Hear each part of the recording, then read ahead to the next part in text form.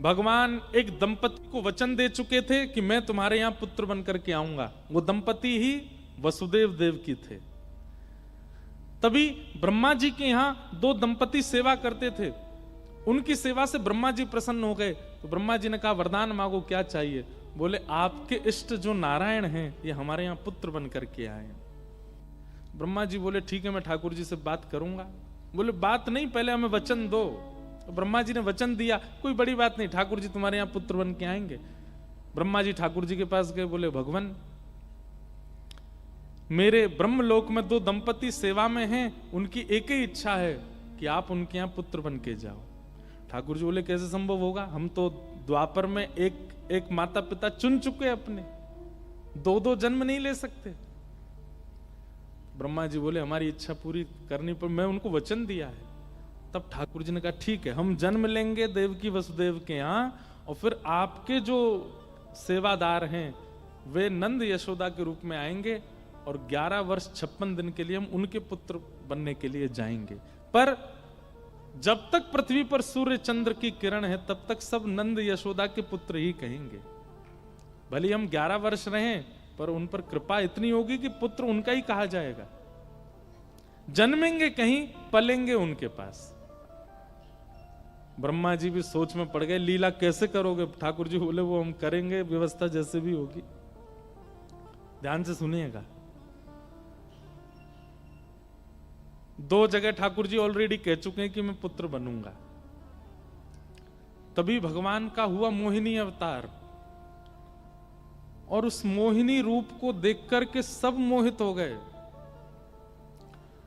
कहां तक कहें, बड़े बड़े देवताओं के चित्त में भी ऐसी भावना आ गई कि इनसे हमारा ब्याह हो जाए। लेकिन एकमात्र सूर्य देव ऐसे थे जो ठाकुर जी पर मोहित नहीं हुए।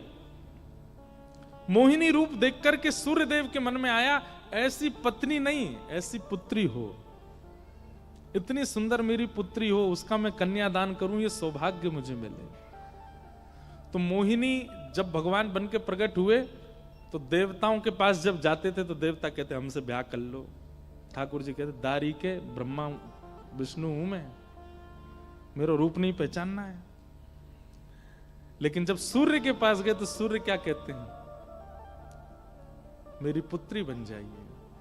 तो मोहिनी भी स्तब्ध हो गई।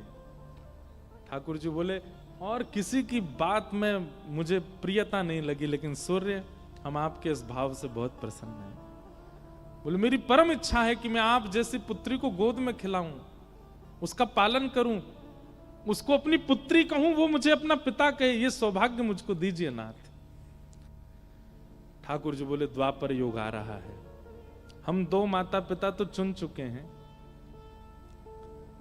लेकिन आप हमको पुत्री रूप में चाहते हो, इसलिए मेरी ही आह्लादनी शक्ति, मेरा ही प्रतिबिंब स्वरूप वो आपके यहां पुत्री बन करके आएगा, और सूर्य ही वृषभानु बने और ठाकुर जी का प्रतिबिंब किशोरी जी बन करके प्रकट हुआ, श्री राधा रानी के रूप में प्रकट हुआ।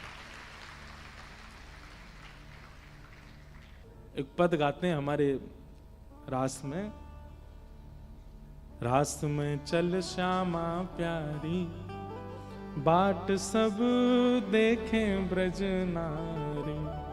रास में चल श्यामा प्यारी, बाट सब देखे ब्रज नारी। रास में चल श्यामा प्यारी, बाट सब देखें ब्रज नारी। रास में चल श्यामा प्यारी, बाट सब देखे ब्रज नारी। रास में चल श्यामा प्यारी, बाट सब देखें ब्रज नारी।